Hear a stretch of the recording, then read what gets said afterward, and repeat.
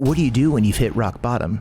It wasn't drugs and alcohol for me, but it was abuse, trauma, love, intimacy, all of that. I believe that whether you have healed or not, you're a survivor, not a victim. I always knew what love wasn't. I didn't necessarily know what it was. It felt like, okay, I have to do the best and I have to be a perfectionist, and I have nothing less than 100% makes me worthy. Nothing less than 100% makes me valuable. Nothing less than 100% is acceptable. This is my first time telling this story. And as I'm talking about it, I'm realizing why I've become the way that I am. That's part of the healing journey too, is the more that we talk about and unpack our stuff, it provides the opportunity for a new layer to present itself to work on, to heal. I waited my entire life to hear the word sorry. What I realized is that I had to do the work in me. I had to become healed and whole. Everything about it could quite literally be a coffin or a classroom, and I'm just choosing for it to be a classroom. Welcome to this episode of Rooted Recovery Stories. I'm Patrick Custer, your host, and so glad that you've joined us. In honor of Mental Health Awareness Month, this episode features Middle Tennessee artist Caleb Lovely. He's one of Tennessee's 2025 Songwriters of the Year, and his new single, Triggers, just released. This song was born from a moment that he experienced at age 10 that no child should ever face. Behind the music is a story of trauma, faith, family dysfunction, and the long road of healing. Caleb Lovely, welcome to the show. Hey, thank you for having me. I'm glad to be here. Absolutely. This all happened so quickly. I'm so glad it did. I think it was meant to be. Very meant to be. I saw your last episode with Fire Rose. Watched the whole thing, and I was so struck by the authenticity and just honestly your character and integrity that I literally went to Instagram and followed you. I appreciate it. The next day I woke up to a message from you, and you were like, hey, is this your story? Would love to talk to you. I'm like, yeah, let's go. Man, I'm a big believer in the great divine and things having purpose. And so Amen. I'm really excited to dive in to your story today. So Me too. There's so much to it. So let's get straight in. You ready? Let's do it. All right. From the outside, it sounds like your childhood had all the makings of a great start. 2 parents, good income, military structure, and even a birthday guitar story straight out of a coming of age movie. But when did you start realizing that what looked like good on paper didn't always match what was happening emotionally? It's insane that you say that, because when I think back to it, I did have everything on paper. My dad was such a great provider. He always made sure that we had everything that we needed when we needed it. Food was always on the table. The best school clothes, any toys, play guns, whatever I wanted, whatever I needed. But I was held to a very, very strict military, Southern Baptist upbringing. And so it was very yes, sir, no, ma'am, all of the time, all in the name of the Jesus. Or at least I thought. Was there a time, though, that you actually realized there was a disconnect? Yeah, the disconnect happened, I want to say, when my brother and sister were born, when I was about 10, a little older than 10. My mom was pregnant with my brother and sister. And when they were born, there was some abnormalities with my brother. So even they were fraternal twins, sister was exhibiting normal signs. And for the first few years of them growing up, we experienced some anomalies with Colin, with my brother. And it turns out that he had mild autism. And that kind of shaped the dynamic of our family, I want to say right around 12, 13. Besides just becoming an unruly teenager, and bucking the system, I was a pill. I wanted to be a rock and roller, and I wanted to do the exact opposite of everything my dad told me. Unfortunately, my mom was emotionally disconnected. I think that the toll of having a special needs child took so much energy from both of them. And I think that we were always just kind of constantly living in the stress of... You said they were born when you were 10? They were born when I was 10. Yeah, 1998. So, I mean, I feel like most people have, a good amount of childhood memories before then. Do you remember, like, was that shift in your mom specifically after having the kids, or that's an interesting emotional lack of availability? It's hard for me, and I don't know if this is the thing with most trauma victims. I don't even like to refer to myself as that, but calling a spade. Yeah. I have blocked out a lot of my childhood, and so I try to think back. Ironically, you know what I would say? What? Yeah, let me pause there, Yeah. because it takes because you are truly this other word, and I know that to be true. Whether I believe that whether you have healed or not, you're a survivor, not a victim. Thank you. Yeah. As an abuse survivor, trauma survivor, in any way, I mean, physical, mental, spiritually, verbally, did I say emotionally? I think it's hard for me to recall everything that I've experienced in childhood. I've just blocked out a lot of it.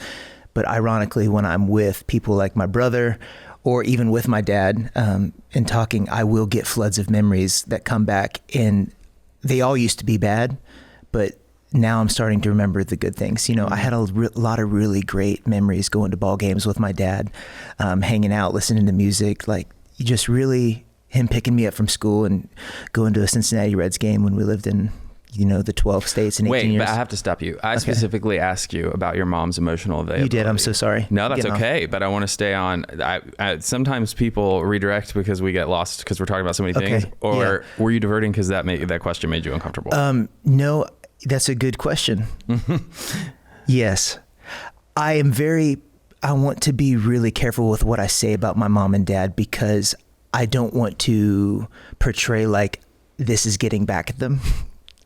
Sure. But so I'm sure. No, absolutely. And fair enough. So I'm trying to figure, but I'm not diverting from that question. Let me answer that.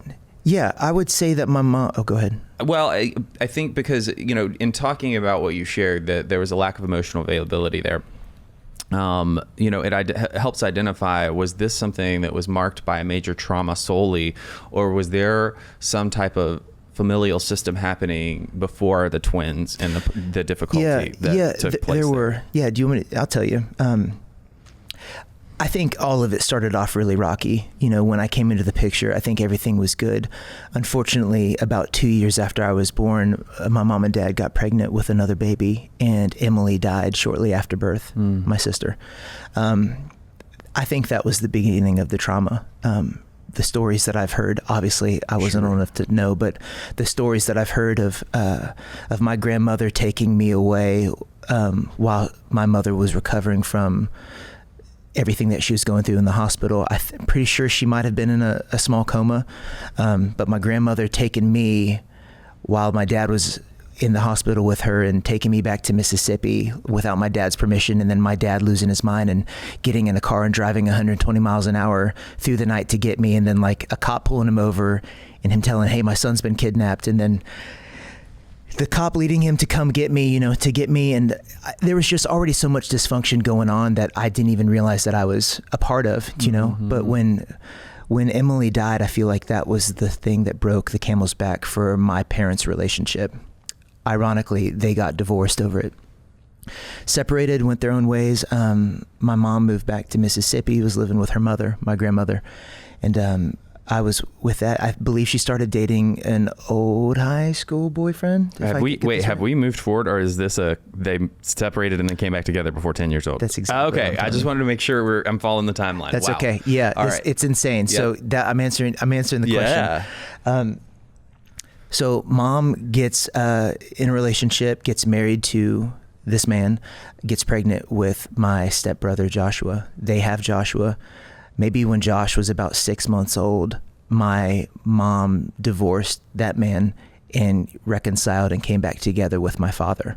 So now my parents are back together. I am maybe 3 years old, and I have this little brother that is fully my brother, even though he's technically my half brother, but we just continued being raised together. That was a good time, I want to say, from 1991 to maybe 1997, 98. I think it was as good as it could have been. I think I think they did a good job at hiding. I think I inherently knew that there was something off. Dad slept on the couch a lot. Mom slept in the bedroom. We slept in our own rooms. But I realized growing up that I always knew what love wasn't. I didn't necessarily know what it was. I just knew what I didn't want to happen when I grew up and I had a wife. If that makes sense. So at the time, I always wonder stuff like this when people tell me their story. Like, was hindsight 2020, or in the moment did you know, because you would spend time at other kids' houses and realize their parents didn't do that same thing? Oh yeah, I knew. Yeah. Kids always know. That's the beautiful thing. They always know. Yeah. I think it has something to do with them being closer coming from the spirit realm. Yeah. The younger you are, I think the more pure and, I want to say, even holy and inherently, deep in your spirit what is truth and what's real. Yeah. And what's not. I think as we grow up and we get older, we get a little more numb to the world, and it gets distorted. So to answer your question, I do believe that I felt like my mother was always hiding something. I felt like there was always this disconnect or distortion. There was always something just slightly off. And I think when my brother was born with autism, that kind of set the mood for the rest of our time. I was a teenager. It was rough. That was the worst time. I want to say 12 to 17. I moved to 4 different middle schools and 3 different high schools, which was just insane. Dad was always climbing the corporate ladder. He was a really great provider. So I want to add to that, but 3 to 4 different high schools, but 12 states before you hit adulthood. Oh yeah. Do you want me to name them all? Yeah. Okay. Let me get this right. I think it was I was born in West Virginia, Mississippi, Florida, Georgia. There might have been some Alabama in there. There was some Tennessee, North Carolina, Ohio, Cincinnati, Phoenix, Arizona, North Carolina. So that's where at 10 right now. Pennsylvania, 11, Mississippi for my junior year in high school. And then my senior year in high school was Minnesota. And then I moved to West Virginia to go to college at West Virginia University in Morgantown, slightly south. So that might be 13. Well, that might be 12. Actually, if you don't count North Carolina twice. Give or take. Give or take. It's enough. It's enough for trauma. Right? It sure is. So never having real friends, always moving around, feeling like you have to start over all the time. It's exhausting. That leads exactly to my question. With all that relocating, what did that do to your ability to connect or feel like you belonged? Oh, it made me feel like I had to wear a mask, because it seemed like every time I was starting over, I was trying to reinvent the wheel of who I was based on when... Earlier, I want to say there was this time in 6th grade. I went to year-round school at the beginning of 6th grade in North Carolina. And so when I moved to Pennsylvania, it was terrible, because when I moved to Pennsylvania, something about it didn't transfer, but it felt like I was in 6th grade for 2 years. Yeah. Insane. But I remember being who I was and how I was and getting heavily picked on as a kid. Getting called everything from smiley to Bible thumper to gay to, all the words that go along with being gay. I'm not gay, never was, didn't know why that was, but I think during that time, that 1999 to 2003 or 4, that word was just heavily used around. Oh, sure. It was the bane of everyone's existence. And sure. It was so taboo, and it was such an insult, and it was just so hard and degrading. And when it's not a degrading thing, but that's how it was used. But terrible. Whether you're gay or not, you and I were both raised in similar environments, the hyper strict religious world. Without a doubt. So whether you are gay or not, I would say that when that, is used as a slur against you, makes you feel like you're wrong. It hits so much worse, because for us, it is based off of the world that we were raised in. It is based off the world that we were raised in. 100%. Yeah. And so it compounds that trauma. It does. So much more. So It does. Continue. So moving around just kind of, I felt like I had to have an identity of being a performer.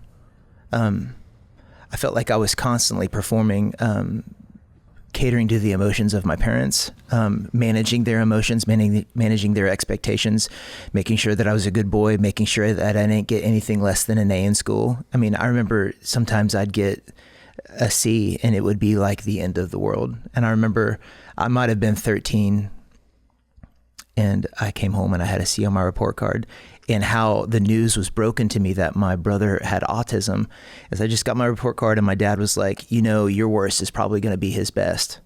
And like, he just started breaking out in tears. And I'm like, so sad, thinking that I feel like my brother is doomed based on this special needs, label that has been put on him, and that we were going to spend the rest of our lives caring for him. And that it felt like such a burden at the time that it felt like, okay, I have to do the best and I have to be a perfectionist, and I have nothing less than 100% makes me worthy. Nothing less than 100% makes me valuable. Nothing less than 100% is acceptable. That was the turning point for me, I want to say, at 13. So I just had to graduate with a 4.0, had to just live. Wait. Yeah. So there was a moment that realization was imprinted upon you. Yeah, that was the moment. I'm just realizing that right now. Again, hindsight being 20/20, it's easy to look at it and say that's when that happened.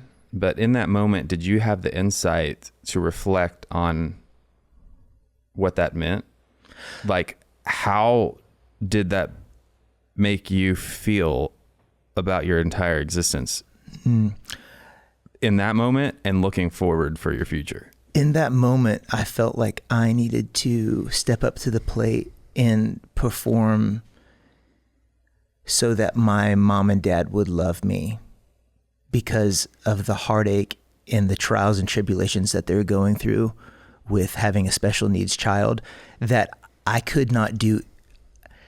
I felt like I had the revelation that I needed to not do anything to rock the boat, and that I needed to just make this as easy as possible for them, for the time that they had to care for me. Okay, I'm gonna get a little meta here, and I don't mean Facebook and Instagram. Awesome. So you keep using the word perform, and I love that, because it's, now you're an artist now, and so like part of me wants to go, wait, so did you know from a young age you wanted to be a performer? So we're talking about in terms of like performative action because of that. That's or are you looking at it through the lens of, I know now because I've done all of this work on myself, my behavior at this point was performative. Yeah, my behavior was performative. We know that. Yeah. Were you thinking this is who I have to be, or even if it's fake, I just need to, like, do you know what I'm saying? Because there's a difference between, again, looking back, you can look back and say, this is me just trying to cross the T's and dot the I's, whether it was real or not, just for safety's sake. Yeah. But did you know at that time, I just had to, or was this my identity? This is who I need to be. There wasn't even a thought in your mind, this is performing. This is literally it. This is me. This is what I have to do and be. I think it's both and. I think it varied on the day. I think that being a child and having the love in my heart that I have for my parents naturally, I wanted to be the best that I could for them, because I wanted to show them honor and I wanted to show them love. But then there were days that when it felt like I wasn't doing it well enough, or when I didn't cross the T's and dot the I's and I was punished for it inadvertently, I felt like, okay, well, even on the days where I'm not good enough, I'm going to still need to dot the I's and cross the T's. And I did. And it built resentment, made me an unruly teenager. So what started off as purity of wanting to love and honor my parents, 12, 13, 14, then it started getting 15, 16, 17, and I discovered, girls, and I discovered the want for intimacy, because I wasn't getting it from my mother, even though I was living in a house with my mother, with this woman who has disassociated and was not caring for me emotionally because she could barely care for herself, wasn't caring for her husband because she wasn't caring for her husband. Her husband was unruly and angry and frustrated and not knowing the truth of what was going on because she was clearly hiding something. And so, which turned him to take out aggression. You're leaving me with so many questions. And please, let's talk about it, because this is my first time telling this story. Yeah.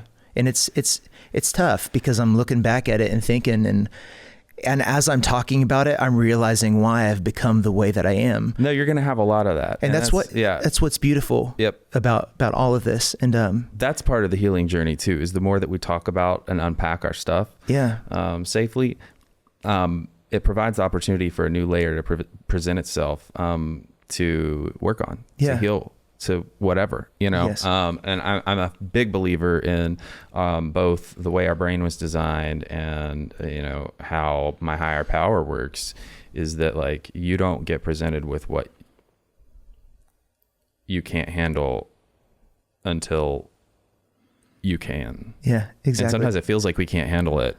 Glory to God. There's, it's, those are the moments where you can handle it. You got to ask for help. Yeah. And he always helps. And it's sometimes through other people and through resources or whatever, right? It's all various different types of ways. And so, okay, you're talking about, we're at this place where you say, you're full of resentment. You're 15, 16. My first question goes, how at 15, 16 years old, as a straight guy, how do you differentiate between having, glaring hormones and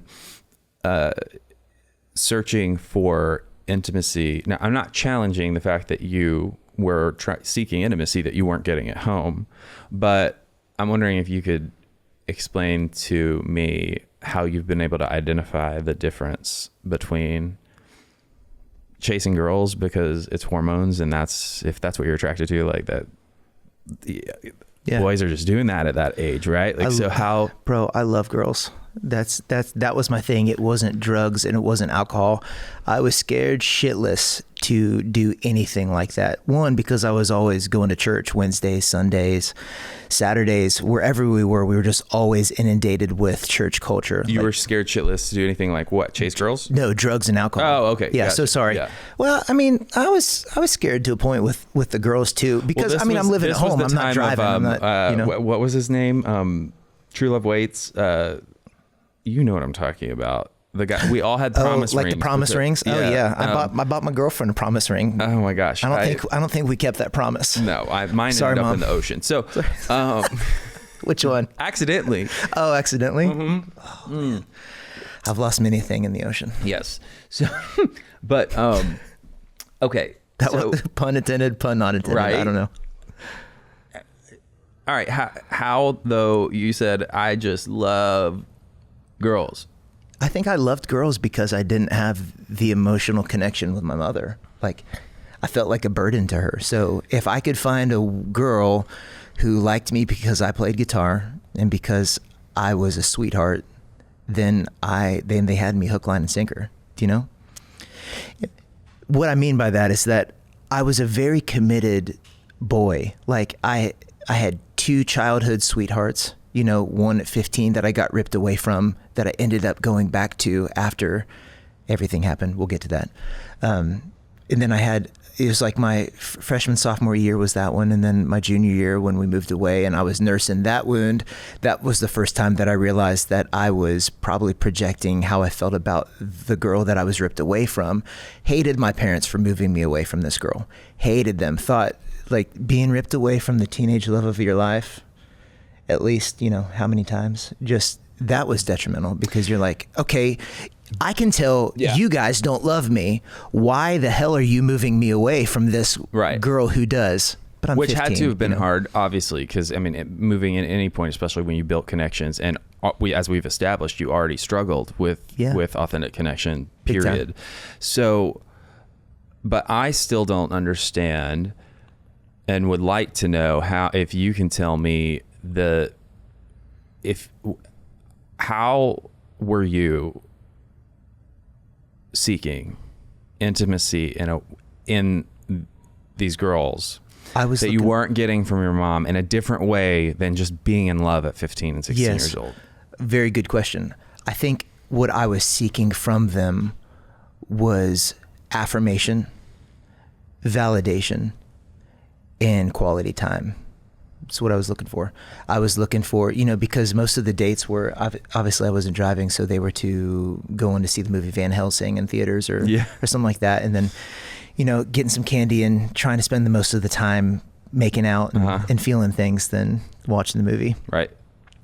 I think I was looking for just some type of connection, whether it be physical, of holding hands, of being able to compliment them or them compliment me, or for them to tell me that I'm cute or that I'm sweet or thoughtful or anything that I wasn't getting at home. I was just looking for anything, So there was an absence of connection and validation is what I'm hearing. Yeah. At home. 100%. Oh yeah.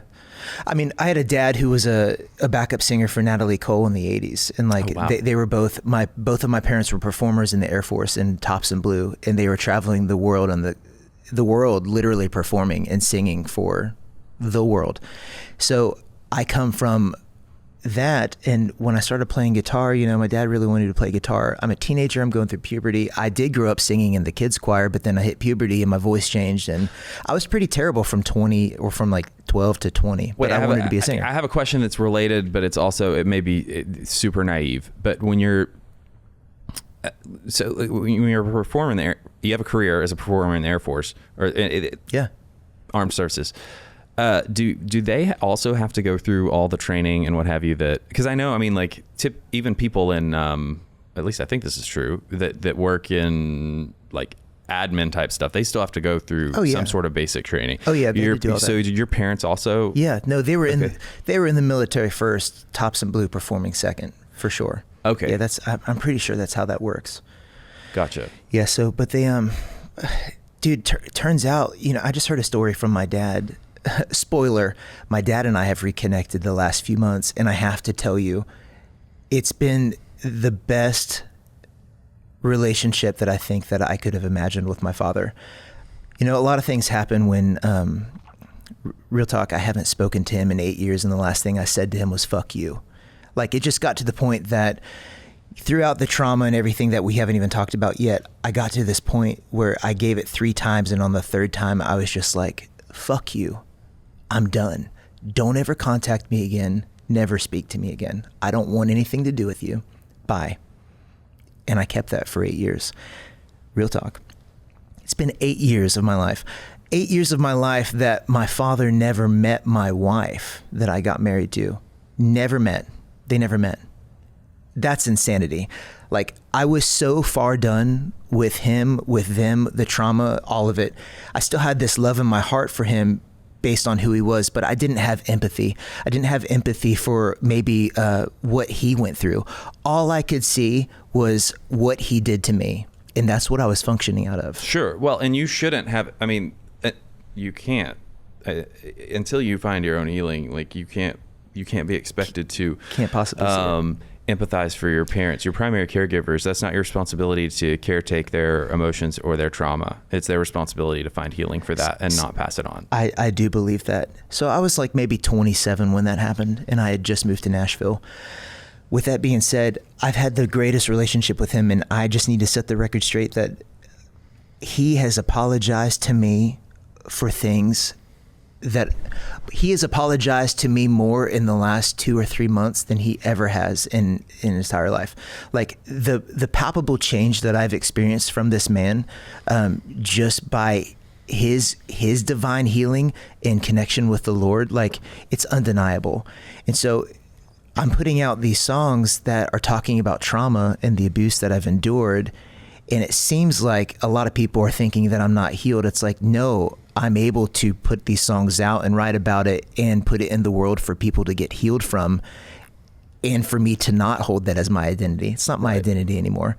That's what it's hard about being an artist. I love that you bring that up because so there are a lot of I think there are artists that write different kinds of ways, and maybe some of them that write both of the ways I'm about to talk about, but some that write and release in the middle of the storm. And I'm not passing judgment on any of that. But when it does come to trauma resolution and healing, whether you're, putting your information out there on a platform like this or in a song, I think it's least damaging to yourself if you're releasing that into the world once you've been able to find some level of healing and wholeness, so that it's good. And so that's one of the things that we're going to talk about today as we move through this, is what, we're talking about a lot of the pain right now, and setting the stage for what changed. And I think that's one of the big importances. You and I, you can't see the forest through the trees. You can't see the forest through the trees. And there's a big difference. We were talking about this before we started recording. How awesome it is that your dad has reached out. Oh, it's amazing. You cannot ignore, and it's important to recognize for survivors that, so much of the time, especially when we're in an unhealed state or still in the middle of being traumatized, all we think of and we hope for is the apology, or, maybe we get the apology and, they seem genuinely so sorry. I'm not going to do that anymore. But like the behavior continues, and the carrot that keeps being dangled in front of us is the behavior change, but it doesn't. And so the point that I want to put out there, that I think is necessary for people struggling, or, the trauma itself isn't continuing, but it hasn't been healed yet, is that there are two different things. You can somehow experience forgiveness, receive an apology, and that person's behavior be changed. And yet you've got 8+ years, and this isn't your case because you were, have worked through a lot of your healing, but there's a whole difference in the trajectory of the damage that's been done. And so I think that we've got to recognize the importance of both, and that one does not negate the other. Yeah. And so, I agree. I tell you, for me, I waited my entire life to hear the word sorry. Just put out a song with Triggers called I'll Be Damned, talking about that. I'll be damned if you ever say you're sorry. I'll be damned if you ever really mean it. Words I never heard from your mouth. I'll be damned if you ever really mean it. Words I never learned from you, Dad. Because I didn't, and because I never learned how to say sorry and take responsibility for my actions, take responsibility for the words that came out of my mouth. Even in the times where I did take responsibility for them, the damage is done. And that's a hard pill to swallow. It's a hard pill to swallow when the relationships that you thought would never end because of things that you've said. It's hard, and then you think, okay, well, Jesus saves. A lot of other people don't. That's a tough thing because to say and to talk about that 8 years of the silence and the trauma and dealing with that, just everything that I've experienced with the back and forth of my parents. What I realized is that I had to do the work in me. I had to become healed and whole. I had to take it and place it at the feet of Jesus. And Jesus had to say sorry for me to move forward. Because I tell you what, as soon as I heard my dad say sorry, it wasn't like the magical gates of heaven opened up and it was like, oh man, I'm finally healed. You know what it was? As soon as I heard his voice for the first time in 8 years, and I heard the softness of it and how he was asking me if I was okay, it was all out the window for me. I was done instantly. That was the moment I was like, I don't have a daddy wound anymore. It was insane. I've never felt anything like it. Happened January 14th. Never felt anything like it. It was done. And I'm like, you don't even have to say you're sorry because I'm already good. I realized that I was waiting for this pinnacle moment from my father to address everything and just wash away everything that he said and did. And Jesus did that for me, straight up. It wasn't anything that he could have done or said. And he's still apologizing every day. He called me. I was with him this past weekend changing my oil, and he had apologized for something silly, because I think he could sense that I was already anticipating the needs of when we would do projects together. If I wouldn't hand him a paper towel or something as quick, he'd be like, you need to be that. You need to anticipate. You need to be smarter than the X, Y, and Z. And I think he could tell that I was probably doing a degree of performing, anticipating being on top of things the way. And he was just like, hey, I'm sorry for how it was growing up, Yeah. And it's just really healing to continue to heal it, and just to know that there's because I was on edge for the last couple of months thinking, when's the other shoe going to drop? Right. When's there's going to be something that's going to make me revert. Something's going to trigger me. Yes. And it's going to get blown out of the water, but it hasn't. So I'm going to, while this is a huge celebration and I don't want to take away from this, I'm going to challenge you a little bit. Please. And be a little bit hard on you, because I come from a similar faith structure. So this isn't to be antithetical, but I'm going to give an example. I have faith. I've seen miracles happen. People get healed from cancer. Not everybody does that asks for it. I believe that. A miracle of reconciliation doesn't always happen. It doesn't. And we don't know the reasons why. Ask me how I know. So this podcast is brought to you by Promises Behavioral Health. If you or a loved one are struggling with trauma, addiction, or mental health, we are ready to answer your questions and help you take that next step. Call our admissions center at 888-648-4098 or visit us online at www.promises.com. Our team is ready and waiting to answer the call for help. So, one of the things that I want to get into is, while we're celebrating the fact that this has happened for you and your father, that not everybody receives a miracle that prays, believes, and asks for it. We don't know why. And also, while there is an understandable gratitude that you have towards your higher power for the work that happened there, would you agree with me in saying that there were years of you doing things to heal your heart and work on yourself that led you up to a point where this could even be possible? If what you had done beforehand hadn't taken place, could you have even had that conversation and received what your father told you? Well, the answer is no. So what I'm getting at is, while you attribute credit to your Lord and Savior, I want to also shine a light on, there is work that we as individuals have to do. Everything is not a miracle. No, everything is not a miracle. And I will agree with you on that. You have to put in the work. You have to be willing.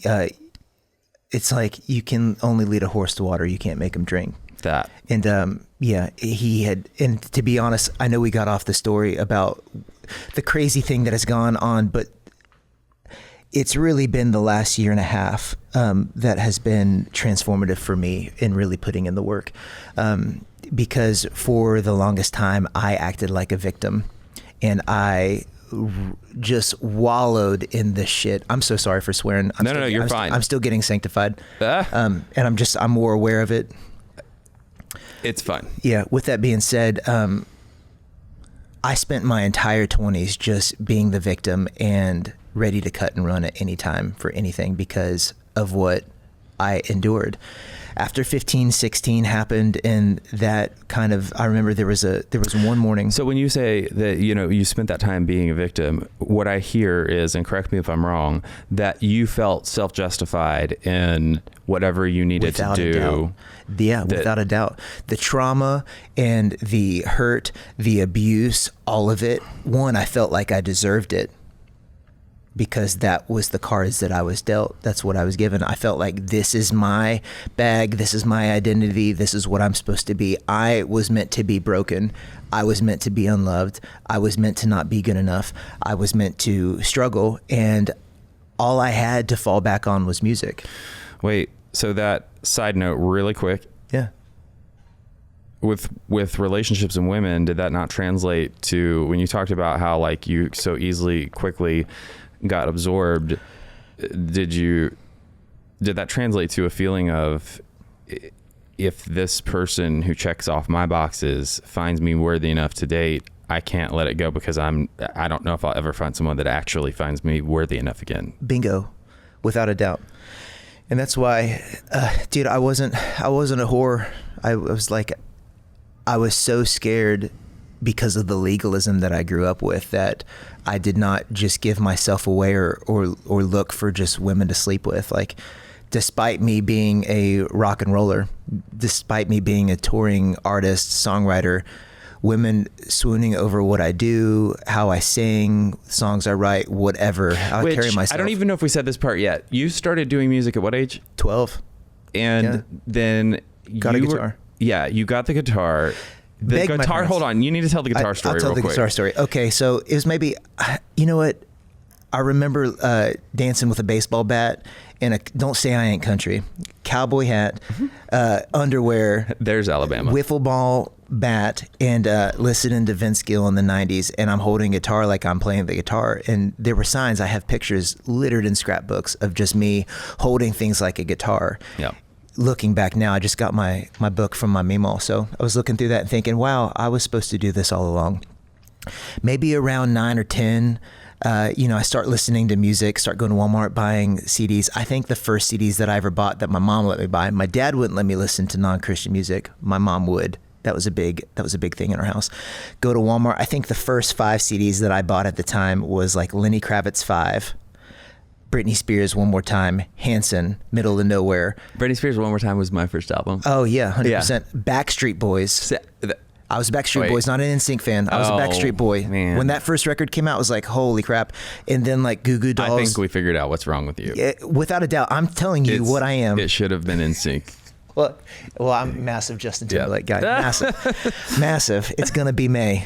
Oh man, it is going to be May. That's what I'm saying. Yes. I think that's the coolest time I've ever been able to use that.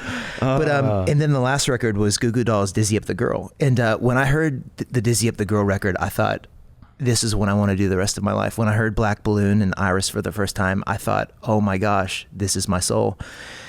Hit me. And so if you put all of those together, the guitar player Lenny Kravitz, rock and roll, pop sensibility of Britney Spears, Backstreet Boys being Backstreet Boys, Goo Goo Dolls, Red Hot Chili Peppers, those records have truly defined me, but growing up on country music.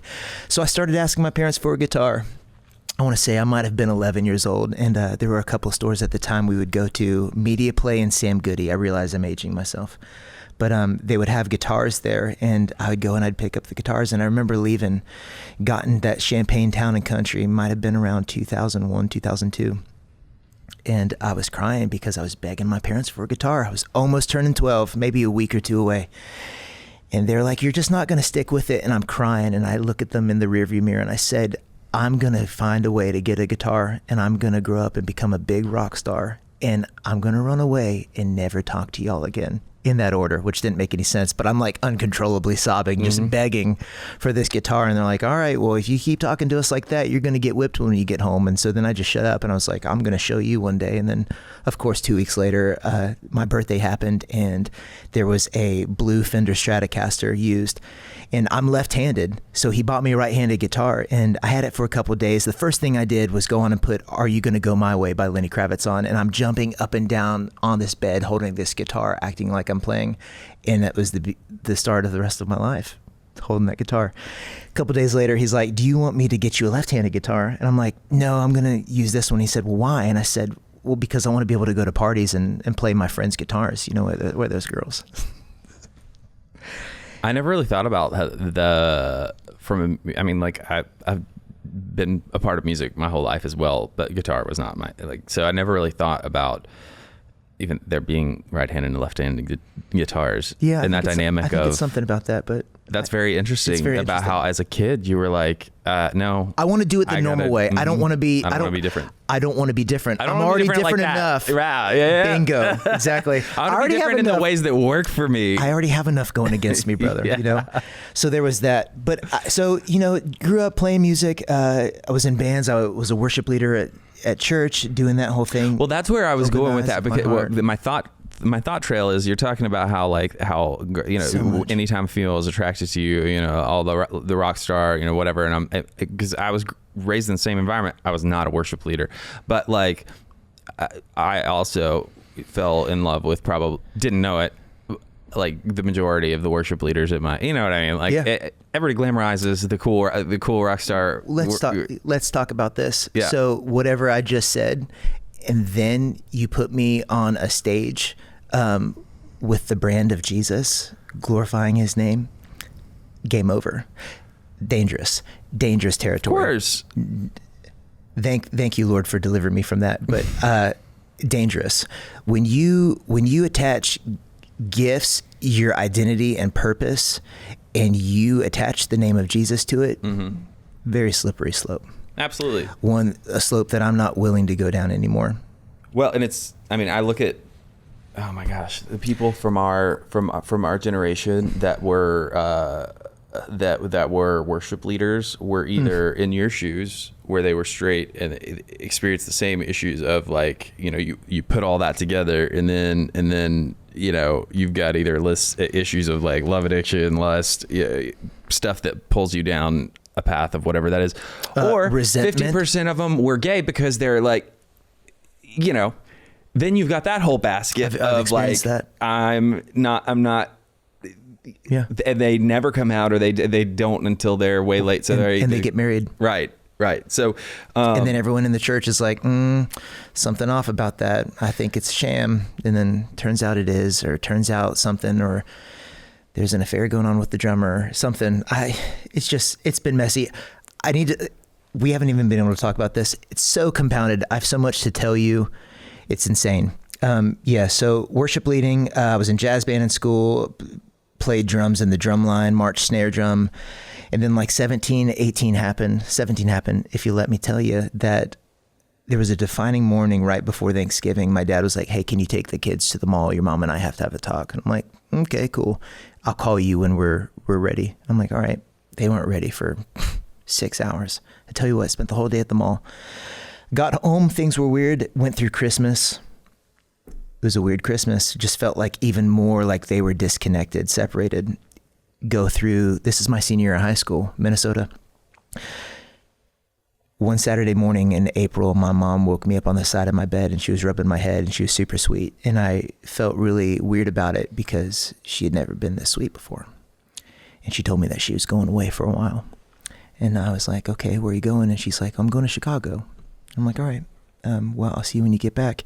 Didn't really have any details. She was gone, I want to say maybe 3 weeks, or almost a month. She came back. Actually, I lied. She didn't come back. My dad went down to meet her in Chicago, and he came back and was an absolute wreck. Just beyond wrecked. First time my dad ever cried in my arms. And slowly came out, and I actually found the letter that she had written him and that he read in front of her and the therapist at the Moody Bible Institute, because my mom had been in a become ungay clinic. My mom came out of the closet as a lesbian after 20 years of marriage to my father, and she was having an affair with my autistic brother's school teacher. Emotional, physical, I don't care what it was. It was an affair. My dad and her had talked about it. My dad paid the money to send her to the Moody Bible Clinic, which was like, I don't know if the point was to beat the gay out of her. I don't know what it was. I honestly have no idea about it, but this was 2005. Which, for the purpose of our platform, no one in the show condones or supports conversion therapy. Absolutely not. No. Absolutely not. I'm just letting you know what happened to me. But please say that. Like, I am... Holy cow. Like, this is just insane, the things that I've gone through, because it was so steeped in legalism. Like, my parents were obliterated with legalism, brother. Like the legalism of the church, like what you've said, like what. So when she came out to him, it was so people outside the realm of what you and I grew up in don't understand when they hear so-and-so came out and they're like, oh, okay, so what was life like after that? Well, for many of us who come out in the church environment, it's like there's one version, then there's the I came out and said I'm I'm embracing who I am. The one that most went to first is the shame and I can't be this. What do I do? Right? Like the one that you and I understand is what it sounds like your mom did, which was I've been struggling with this sinful whatever coming against me. Yeah. Well, I found out that she had been gay the whole time, like our entire childhood, like that she just wanted to be normal. She wanted to be a normal woman and have a family. And I don't, it might be too hard to say that, but I feel like she probably used my dad for that. But I found out that she was seeing a woman in the military before she met my dad. And, my dad just fell head over heels in love with her. And, they got married and got pregnant with me. And I remember hearing stories from my father that my mother was pretty cold after they got married, and they're pregnant with me, cold, and they ended up getting out of the military because it just felt off, and they wanted to start their life together. Whether she wanted to start her life with him together, I don't know, but I know that he wanted to start his life with her and me, and set us up for good. So when you think about it, it was doomed from the start. Oh, sure. I feel horrible for my mother. I'm like, what inside of you felt like you had to live a lie for 20 years of your life? But let me ask you, at that point, was she already in a super high control evangelical environment where she had been indoctrinated to think that probably. Okay, probably. She was making that choice based off of I have to believing that it's a choice whether or not you're gay, and choosing marriage is. Now, I'm not talking about I'm not trying to defend your mom. What I'm saying is the part, that part of because I do understand the side of choosing to live what some people on the outside look at as a lie. Again, this is not on the infidelity side. This is on the, I almost got married to a woman that I'd been together with for 3 years because I couldn't even admit, right? Like that. It wasn't even like I'm trying to find a beard, Yeah. So a lot of that is survival, because if you're told it's a choice and you better choose the right way, because your community and your relationship with God all depends on it. And that he's not going to love you. Of course. What are you going to do? You're going to marry the most viable, Well, 100%. And I need you to know that I have no resentment towards my mother and father. If anything, the enlightenment that I have had is extreme empathy and just heartbreak for both of them, because now that I realize, being on the other side of being a 36-year-old male man and thinking in walking through what I've walked through in my marriage, I see my dad in an entirely new light. And I'm like, how the hell did you handle it?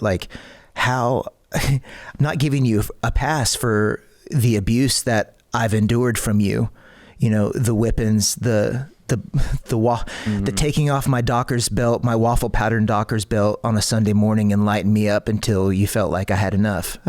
I'm still dealing with, but I understand what would push you to do that if I was experiencing what I was experiencing from a wife like you did. Yeah. So it was so unfortunate, and it was just so so messed up. Yeah. Just beyond belief. There's so much we could get into, and I want to get further into your transition into solution, but we can't get there without, because your song. Yeah. we already kind of passed by a little bit of the timeline, right? Like we did. The song is about. I smoked weed in 2020. It's so funny. Like I said, I never really had anything, but in 2020 with everything that was going on in Nashville, I was playing on Broadway for my living. I was touring with a country band in town on the weekends playing, and so my whole life was wrapped up in being a session guitar player, being an artist on Broadway, singing at Jason Aldean's 10 p.m. to 2 a.m., drinking the tequila shots to get through, ears ringing at the end of the night, smoking weed to go to sleep. Like, I quickly fell into that trap of Broadway Nashville. Mm-hmm. And when you're playing 4 nights a week, your voice is roasted, and you're like, what am I doing? I'm whoring myself out. I can't sustain this. So then you turn to alcohol and weed. I did, unfortunately. Didn't think it was a big deal at the time. Don't struggle with that. Never had that addictive thing in me. Don't really do either of those things anymore. Partake sometimes, but I need to let you know it was 2020 and I had smoked weed, and all of a sudden it's like I saw everything that had happened to me at 10. I saw it in crystal clear color, and I sat down and I wrote this song called Triggers. And the lyrics are, would you believe I couldn't pull the trigger? Mama's on the floor now crying 'cause he hit her. And I told myself it wouldn't happen again, always praying he'd be the bigger man. Broken vase of roses smashed, coats the wall with water and glass. She threw the hair dryer and he broke the door. Me and my brother couldn't hide anymore. A lifetime sentence with a 45, locked and loaded by my side.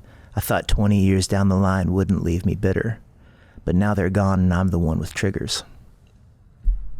Wrote this song. I'm getting married to the love of my life, and I still wasn't ready. I still had the shaky arms and the pointed finger, shooting words like bullets with a bottle of liquor.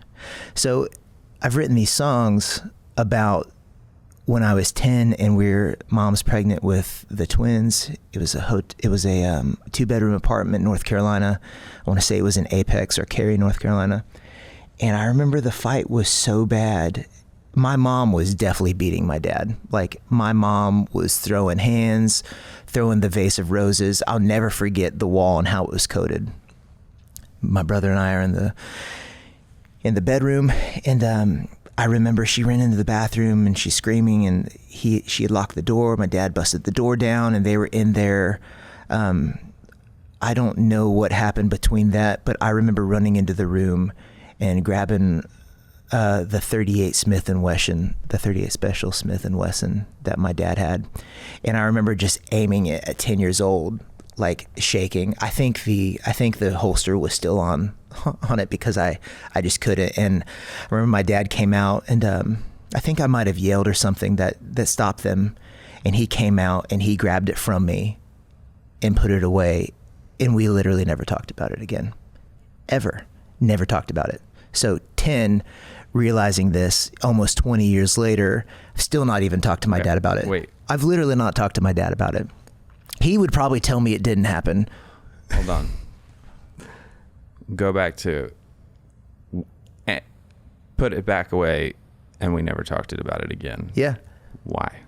Because that's the culture. Why didn't you? Because I was already so steeped in dysfunction in that this was normalcy, like the fighting, the abuse, the emotional abuse, the physicalness, the everything that is, I was inundated with thinking that abuse was normal, that words, saying things out of hurt because you're hurt is normal, projecting is normal, deflecting, making excuses for your actions and your words. Well, I wouldn't have said this. Well, you know what? I wouldn't have hit you if you wouldn't have smarted off to me. I wouldn't have smacked you in the face if you wouldn't have been a smartass. It was always, I got hit because of something I did and I deserve this, which translated to my adult life. I swung the opposite pendulum. I'm like, I'm not going to lay a hand on anyone. I'm never going to fight. I'm never going to do anything. But you know what I couldn't stop? When things got rough or when there were fights, I fought dirty. I brought up the past. I swore I said things. I wouldn't call names. That was my rule. You can ask my ex-wife. Never call names. Would never call names, because I was inundated with being hit and being called names. And I was just like, I'm never going to hit and I'm never going to call names. So anger played its role, but it manifested in verbal, verbal, like, like kind of manipulation type stuff. I would say like verbal abuse, emotional, you could say emotional, verbal, you could say manipulation for sure. I would do whatever I could to feel safe. Yeah. You know, which is what, or to be like, you're hurting me. Like, can you stop hurting me? And they're like, well, why are you hurt by this? I'm like, well, because I have triggers from my mom and dad. Can you love me better? And then it's like, you know, what I've realized is that if you use the word manipulation, I was doing that just whatever I could to feel safe, you know? Yeah. Which is what, because I wasn't healed.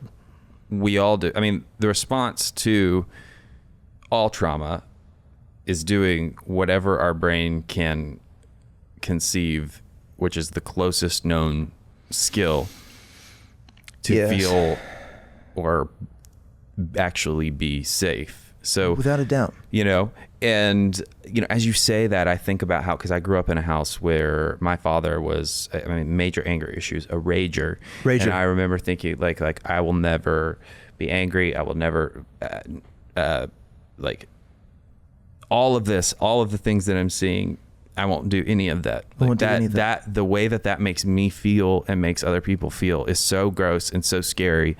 I can't do that. And what that did for me was, the reason why I'm reflecting this is just because I think you've opened up this conversation where I think a lot of people are hearing and identifying exactly with that. Like, I grew up in an abusive household, and now you swore you'd never be that way. You swore you'd never be that way. So I'm saying we've got a collection of people in the audience right now that are saying that's me, and I'm saying I'm going to add to the smorgasbord of what that typically, because you've got what you're talking about, how it manifests. And for me, I think is the other side of the coin, which is, I've worked in behavioral health for 14, almost 15 years now. That doesn't make me a doctor. You know, it doesn't make me Jesus. It doesn't make me perfect. But what I mean is I've got a head full of knowledge and years full of experience. Yes. It doesn't make me perfect, healed, or whole completely. And I still suffer with such deep, like, people pleasing and codependency issues that I struggle insanely with the ability to identify how I feel, because my trauma response is overcompensating with being concerned with how you're feeling, or the person with the strongest emotions in the room. I'm the same, and I'm a fixer. Yeah. Yeah. But the turntables. For the last few years, I've become the person with the strongest emotions in the room. What? Yeah. Isn't that crazy? Wait a second. So before we go to the strongest emotions in the room, I cannot leave this alone. Let's not. You had a gun pointed at your dad. It got holstered, and you never talked about it again. Never talked about it again. Oh, sorry, go ahead. I talked about it. No, I want to hear that question, but I did talk about it with my brother, and he confirmed that he remembers the fight. He remembers that time verbatim. He didn't leave the room, so he didn't see me do that, but he does remember me leaving the room. Mm-hmm. So, you know, because you think, okay, well, did this not happen? But do you know how I know it happened? I'll tell you how I know it happened. I started to get in my head about it the last month, and I'm like, this is a big deal. If I put this song out, like, I wrote this song in 2020. Mm-hmm. It's 2025. If I put this song out, this is crazy. I'm literally putting it out for release, and the next day, my dad contacts me for the first time in 8 years. And because of the conversation we had, and because of the healing that I've gone through, and the love that I have for just because of I love, I was like, I shouldn't put this song out. I instantly go there. I'm like, shouldn't put this out. I don't want to hurt my dad. He's had enough hurt. He's hurt me enough. I've hurt him enough. I don't want a chance at losing him over this. I don't want any, not that TMZ or VH1 Behind the Music's going to be knocking down his door asking a quote. It's just not, I'm just like, I don't want to hurt him. I don't want to, because that song does portray him as an abuser. Why are you protecting him? Because I love him, and because forgiveness. And if I believed in a God that did that to me, that held me accountable for something I said or did 28 years ago, even after I've said sorry or asked for forgiveness, what kind of God would that be? He'd be a cosmic asshole dangling a carrot in front of me. So I think it's just because I have love, but what I've realized is that this song isn't about him or what he did or didn't do. Right. The song that's what I was getting at. The song is about who I became. Yeah. And the fruit of my life because of it, you know. A 7-year marriage, 8 together, that just fell apart, not because I wanted it to, but because of little things from the night before our wedding night, me trying to control or manipulate or act out of trauma, that I just found out that I did that. And then I didn't remember doing that. And just all of these buildups of little traumas that I caused her because of my mommy and daddy issues, most of which I apologized for, most of which I took accountability for and responsibility for and owned it. It still didn't erase the fact that it happened. And then all of a sudden we're at this point 7 years later where she's like, I don't want to do this anymore. But then it's also cloaked in Jesus' name, Holy Spirit's telling me that we're not supposed to be together anymore. So like now you have this dynamic of the trauma, yes, that has happened, but then you're hearing from God that we're not supposed to be married anymore. All of it is just the perfect playground for the devil to just ruin me. The perfect playground. Like everything about it could quite literally be a coffin or a classroom. And I'm just choosing for it to be a classroom and to be like, okay, Lord, going back to what you said, I've been praying for reconciliation with everything in my life. But at the end of the day, if it's just you and me, that's what it's going to have to be. And I'm okay with that. Because what do you do when you've hit rock bottom? It wasn't drugs and alcohol for me, but it was abuse, trauma, love, intimacy, all of that. And just it's Molotov cocktail of just explosion. With that being said, I just don't want anyone to think when they listen to the songs that I'm still functioning out of trauma or abuse, because I'm not. I'm on the road of healing and recovery. And that's the part that I will say, you know, I full circle to what I was saying earlier in the episode.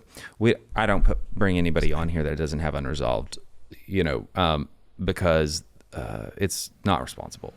Yeah, right. So we were talking about the two different artists that produce two different types of, you know, I think that it's the most kind way, you know, if you've got something traumatic, if it's the most kind thing to yourself, like don't put it out there unless you're in a better place now and you've healed through it. Without a doubt. And I think as an interview standpoint, you know, I have a pretty staunch stance that, you know, we're not going to bring anybody on here to process trauma that hasn't already been processed before and healed on the other side, you know, for just to shine a light on it and talk about how bad trauma is, because the point is to provide hope for people. Well, and there is hope, and that's what's beautiful. Yeah. And there is. It's possible. I think, honestly, I'm convinced that, and I'm saying this, like, I'm not ever going to push any type of religion on anyone. You need to know that when I left home at 18, my dad manipulated me into telling, after my mom came out of the closet and she moved out, this was really important. She moved in with the woman she was having an affair with. And I don't know how we had the address, but my dad drove me to this place and I was throwing rocks at the window to get my mom to open up the window because she wouldn't answer the door. And she finally answered the door. And my dad, I realized this out of just hurt, because he was hurting for us too. She had given full custody, and she said that she didn't want anything to do with us. She didn't want us. She had 2 8-year-old babies. My brother, who was 14 at the time, me 17. And my dad made me ask her the question, Mom, are you going to pick her or are you going to pick me? And she looked me dead ass in the face and said, I choose her. My mother said, I choose her. And in that moment, I just realized, as an 18-year-old, that was the moment that set the trajectory of me just being a victim and me thinking that I deserved everything that came to me. And so I left the house. Like, my father and I and my brother got in a pretty physically abusive altercation that kind of set the tone. My brother, it was really, really bad. I'm not going to go into details, but it was so bad that my brother ended up getting on a plane to go live with his real father, who he had no relationship with at 14. This man had started another family, but rescued him from what was going on. So in a matter of weeks, I lost my mother, I lost my brother, my dad is abusive towards me, and I'd left home with no money, no nothing. And I was just figuring it out at 18, just figuring it out. And I've just still been figuring it out. But now I'm at the point where I'm like, okay, I was 18. Well, I'm 36 now. I have lived as much life outside of my parents, and yet I still feel like I was operating like I was living out of them. And in my 30s, I've been like, no more, no more. I'm a man. I am responsible for my actions. I'm responsible for the words that come out of my mouth. I'm responsible for all of it. And it is up to me, with your help, Lord, to move forward and to be the man that you have destined me to be. And so that's where I'm at. Taking your own words, the truth of the matter is that when we experience trauma, I mean, really of any kind, but especially to the levels of what you've described, it doesn't matter that you're out from under the roof. You will spend the rest of your life living under that roof until you do the work and heal it. Till you do the work and heal it. Exactly. I wish it wouldn't have cost me. I wish it wouldn't have cost me my marriage, love of my life. Still no resentment, no nothing. I'm still praying for reconciliation and healing, separately for her. Like, I don't want to be the villain in her story. She's not the villain in mine. But then I look at my relationship with my dad, and even though it's still fresh and it's been a couple months, I'm like, okay, this man who I swore I'd never talk to again, the deep, deep embedded resentment and hate that I had for this man based on the trauma that I've experienced, based on the whippings, the beatings, the punches, the all of it, the being told I wasn't good enough, that I'd never make it as a singer, the not a good enough guitar player, all of it. I used it as fuel. But if the Lord, and I say that because you can say whatever it is, I'm calling it Jesus, and I'm saying the work that I've done in my heart, and if he has done the work in his heart, and he and I can come together and be changing the oil on my car, and he went to O'Reilly to buy the oil and all the parts so I didn't have to buy it, and he's like, I just want to help you out. Mm-hmm. If we can do that and get through that, and him give me a hug and a kiss on the cheek and tell me that he loves me and he's so proud of me, like, the fact that happened last weekend, anything is possible. Anything is possible. I believe it to my core. Yeah. That anything is possible. And I'm going to match that, though, and say... Match it. I've been through something similar with both a people group and then a primary person in my life.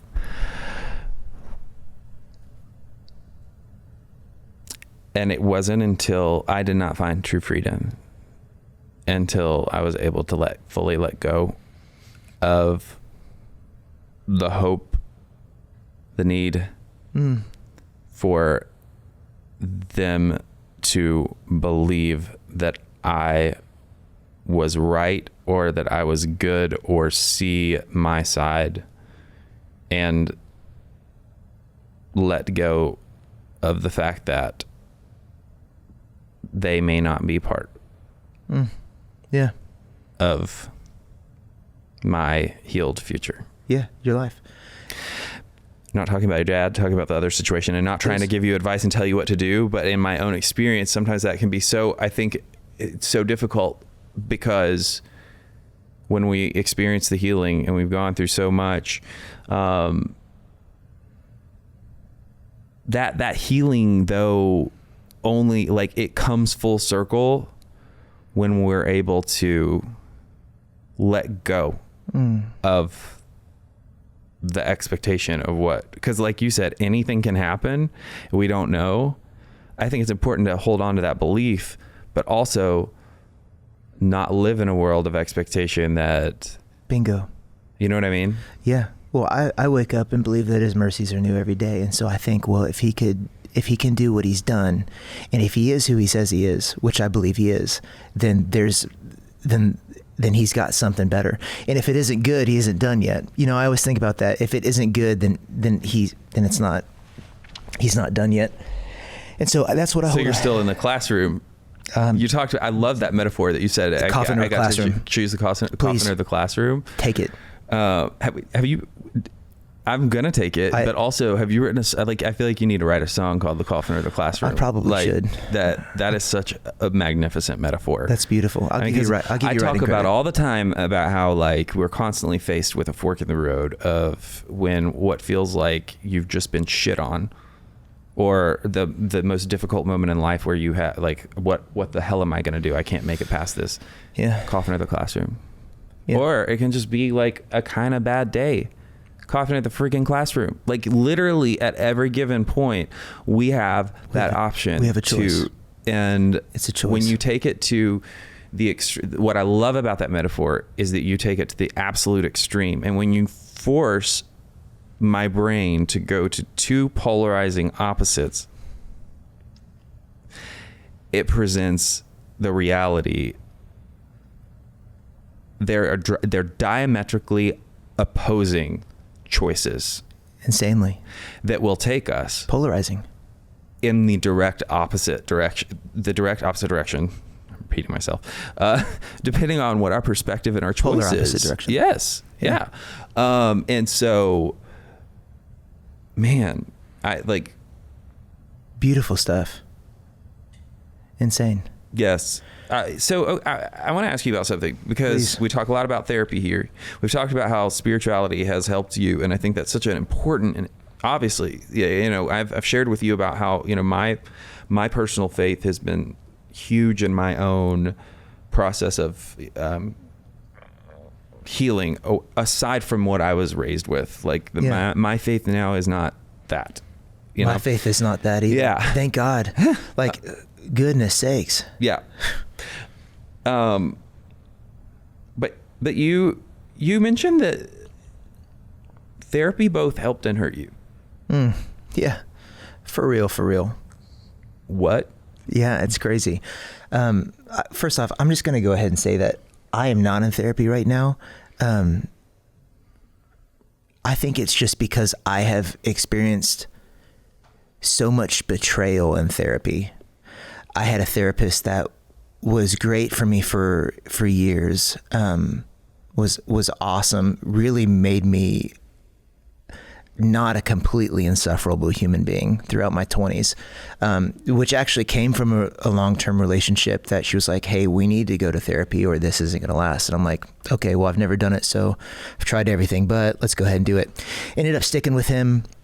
He was great. I ended up giving him to other people in my life pretty close, and there was some betrayal that I was talked about, and he had referred to me as a manipulator in this, and that guy who was talking to my therapist had told me that in a blowout. So the betrayal. So I was like, okay, I'm not going to talk to that guy anymore. So that's what I mean by helpful and then hurtful. Oh, sure. Like when you're like, okay, all of a sudden you're betraying me, and maybe probably wearing a mask or a facade, realize you probably maybe did not actually care. But moving forward, then you're like, okay, well, now I really need to make sure that, like, I have a therapist that's rooted in biblically sound I don't even know how you vet this anymore, because I feel like I did that. Opened my heart to another man that was kind of all entwined with my ex-wife and in this spiritual group of people that were influencing her way of thinking and mine, if I'm being honest with you. And I slowly started to refute, rebuke, and buck the system, which I think is a big deal and reason why I'm in this position that I am in with my ex-marriage. But there was a person that was, and I'm trying to use my words very, very carefully because it's very important. There was a man that we had gone to therapy with, and he was encouraging her to do things that weren't biblically sound and that were rubbing my spirit the wrong way, and encouraging me to do that, and giving me, oh, this is really tough to say. He was projecting and speaking curses over me, telling me that I had clinical disorders that I have not had clinically diagnosed. And every time they would come on to me and he would tell me these things, I'd be like, no, that's not real. But my ex was in agreement with it. And she's like, yeah, this is what I've seen over the last all the years of our time together. And I'm like, no, this doesn't feel like this is that thing. And so I'm being spoken these clinical disorders over me and telling me that I need serious help. And then all of a sudden, once I've been out of it for the last 5 months, like I've been Gucci, like Gucci, like so Gucci that I'm like, was this trying to kill me? And I'm talking in the spirit realm right now. I'm not talking flesh. Were these things, these were curses. These were word curses that were meant to kill me and to make me come into agreement with it and to believe it and to develop illnesses, to embody this and to think, because of my history of trauma and abuse, when people who you trust and you love are saying these things about you, you inherently take them to your core. And I found myself taking those things to my core the last year and a half, until all of a sudden I had an enlightenment, an awakening, if you will, if you'd say it, where it was just like, this isn't truth. You are not these things in the name. You will rise above and you are healed, and you are not going to sit in this trauma, and you're not going to sit in this dysfunction, and you're not going to let this happen. So with that being said, that's how it has helped and hurt. I will advise anyone to be very, very careful with who you choose to therapize with.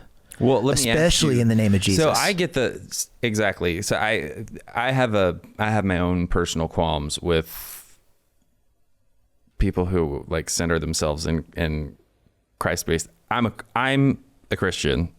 I know you are. But there is a, I can tell. There are ethical issues that I see pop up constantly with people in the realm of, first, you've got your therapists that are in the church world that actually aren't therapists. They call themselves counselor. They don't actually have a clinical degree, and they're not bound to any ethics because they didn't, whatever. And then you've got your counselors who actually have a license and are, tout themselves as Christ-based therapists. And I think the problem is there's very blurred lines on,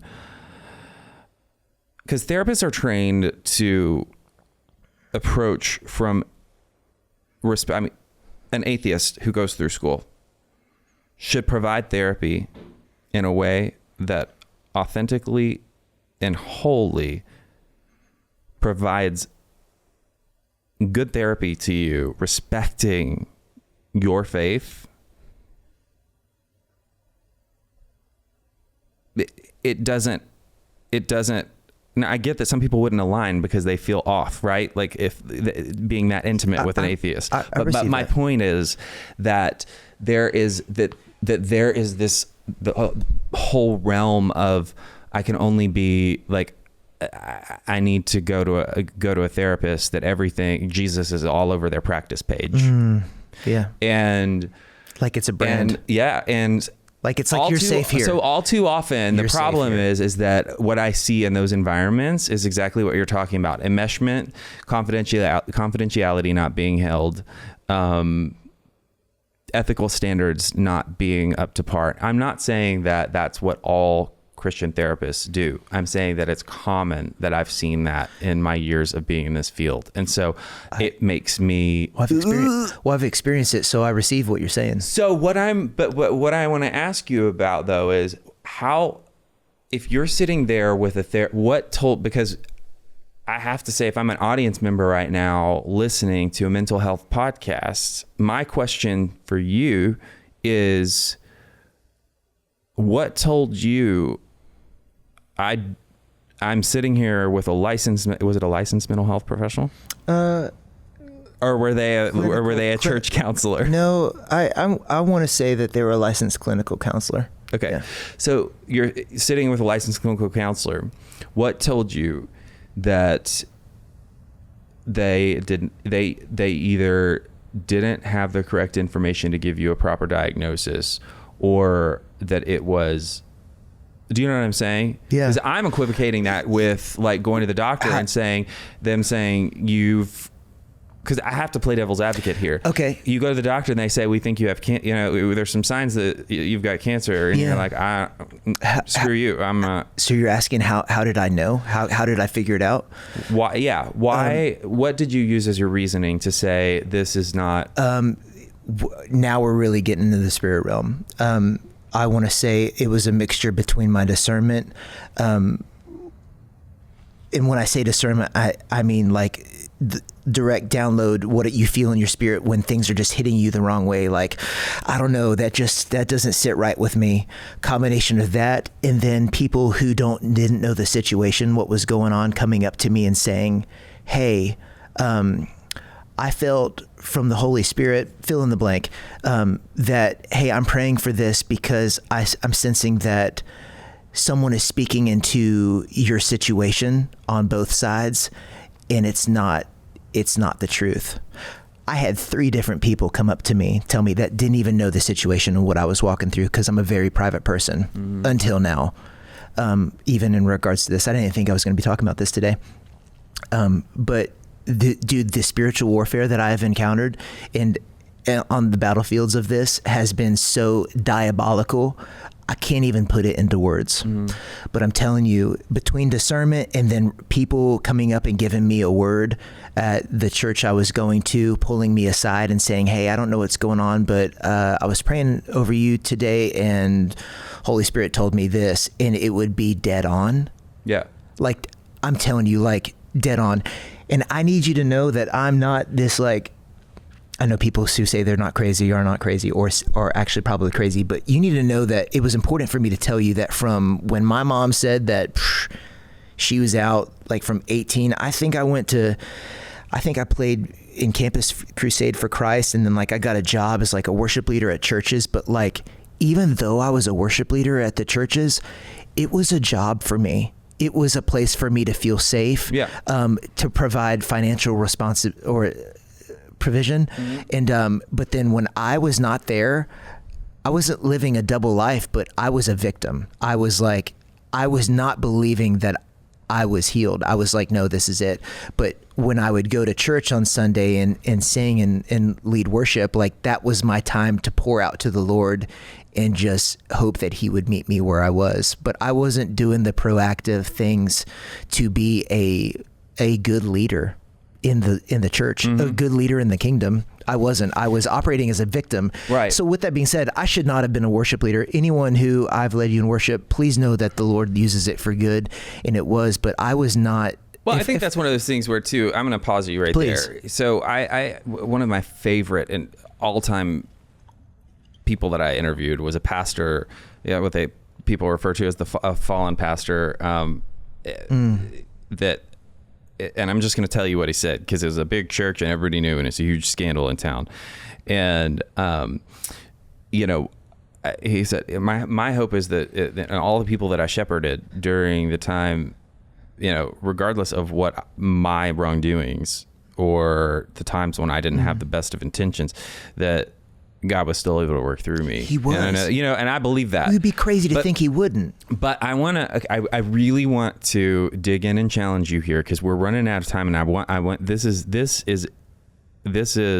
know this is important to you. This is important to me, and I think this is important as we wrap up for our audience, because we are in an age where more and more people that embrace faith are either embracing or open to or starting to embrace mental health. And so I think more and more of these conversations have got to be had. So I think so. In closing this out, I get the whole, we talk about like an unsafe environment. You feel like clinically, like there was something unsound and it wasn't the right environment for you. Okay. It just wasn't right. Okay.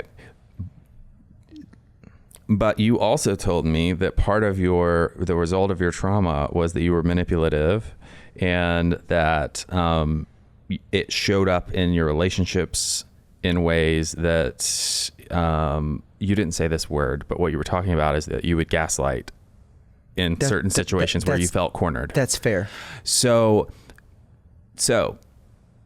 it is only normal. It is actually abnormal for someone that experienced your level of trauma to come out on the other side without experiencing certain mental health symptoms for sure that manifest to be dealt with. We're all a work in progress. Would you feel like you're still on a journey seeking answers to that right now?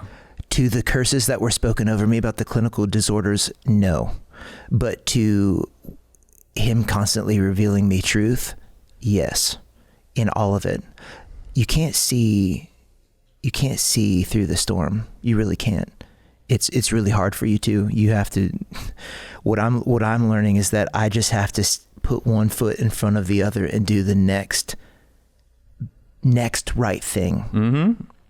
Literally the next right thing. That's all it. My good buddy Ken Hart taught that to me. And so on the days where I wake up and I'm like, I don't know if I can get out of bed today, because there are just some of those days. I'm like, okay, well, I'm going to do the next best thing, and I'm going to give myself grace and just like chill out and be like, okay, what you're walking through is a lot, brother. Like, it's okay, but you're going to get to the other side.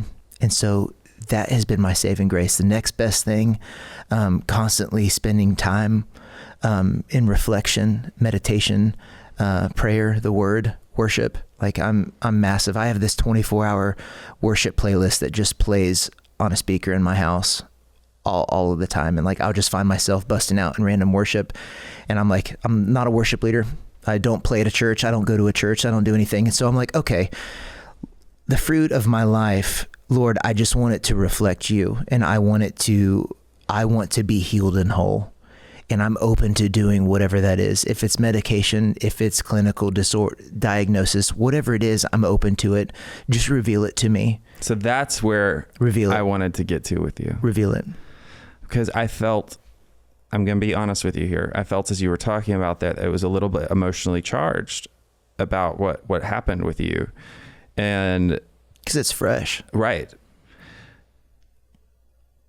It makes me happy to hear that the journey you're on is one of being open to the fact that all clinicians aren't bad, and that there may be a point where you're led to go to one that you feel comfortable and trust. Probably sooner than later. And you might find out information that you can then embrace that's different from different people. Yes. I think that's where, the divine can always show up hand in hand with what is here, the gifts that have been given to the professionals, right? 100%. And so Jesus has met me in a bar. Right, exactly. In a bathroom when my buddy was doing cocaine off a urinal, and he's asking me about him. Like, he shows up in all the unlikely places, because there's no unlikely places when it comes to him. That's what I'm realizing. Like, dude, it's insane. It's crazy. It's undeniable. For me, it's undeniable. And I'm just telling you, I'm walking proof of it. Like, getting through what I'm getting through. I realized it was all a lot. All of it. It's a lot. Yeah. What, for the person that related to any or all of your story, I'm going to ask you from the practical tool application and from the spiritual side, because I want this to be a 2-part answer. Okay. What would your walk away message of encouragement be? I was really impacted by the interview that I saw, which led me to follow you, with Fire Rose. You asked her a very pertinent question at the end.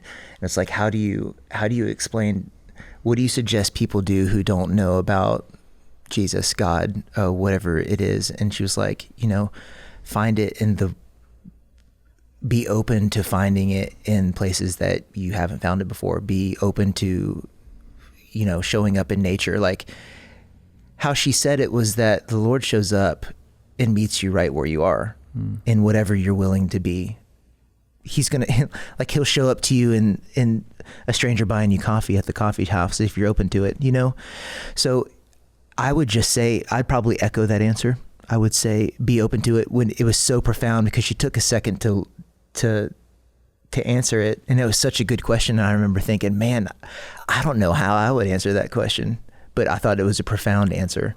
Being open to just inviting whatever it is you think you need to experience, just being open to it. Exactly what you said about the mental health. So that's what I would say spiritually. But in regards to the physical or the normal thing, I would say doing the next best thing. Like if you don't know what to do, when to do it, how to do it, just take some time and think about the next best thing and do that. Mm-hmm. And if that's all you do, you did the next best thing. That's good. I love that. I mean, it's one in the 12-step community, we hear that a lot because it's so powerful and so true and so good. It's one of the best little nuggets of truth that I think that, anyone could give another person, because we overcomplicate everything. And so everything. Even though I know that, sometimes I forget it, and it is so helpful. That reminder is helpful no matter what stage of healing or suffering I'm in. I agree. That, if I can pause, bring myself to where my feet are, and get grounded, I can narrow my scope down to saying, okay, wait, what is the one thing I can think of to do for this situation that I can categorically define as good to do next? Because however small it is. Yeah, it's beautiful. Movement in one direction is not only therapeutic, but leads to continue, one thing leads to the next. Yeah. So, man, thank you so much. This is, no pun intended, been a lovely conversation. Thank you. Actually, pun intended. I did that on purpose. Pun intended. Yeah. And to let everyone know, it is my real last name. I'll show you my driver's license. I think I have. Is it? I mean, I believe you. I know. Well, I have enough going against me. Wait, don't show it on camera. Okay. Well, that's my fake. Just kidding. But yes, I believe. I'm just kidding. Yeah. They'll have a fun time trying to blur that out. That's why I was like, no. Thank you. See, I wasn't even thinking. I forgot there's cameras here. I literally was just here with you. I did my job. Yeah, you did. Yeah, you're absolutely incredible. Thank you for having me. I'm very thankful. I'm grateful for you. Thank you. It's been absolutely wonderful. Okay, so we've got all of Caleb's stuff in the notes below, but I want to talk about so that you can get connected with his music that just released. Please. So good. Thank you. Single with a bonus track. Yes. With it. Yes. So Triggers. And I'll Be Damned. And I'll Be Damned. What happens when they never say you're sorry. That's what that song's about. Profound. I hope you love them. Absolutely. Y'all, go listen. Thank you. Happy Mental Health Awareness Month to everyone, and take care of yourselves. I'm going to end how I always do and remind each and every one of you that it's never too late to start loving yourself, and you're always only one decision away from a completely different life. This podcast is brought to you by Promises Behavioral Health. If you or a loved one are struggling with trauma, addiction, or mental health, we are ready to answer your questions and help you take that next step. Call our admissions center at 888-648-4098 or visit us online at www.promises.com. Our team is ready and waiting to answer the call for help.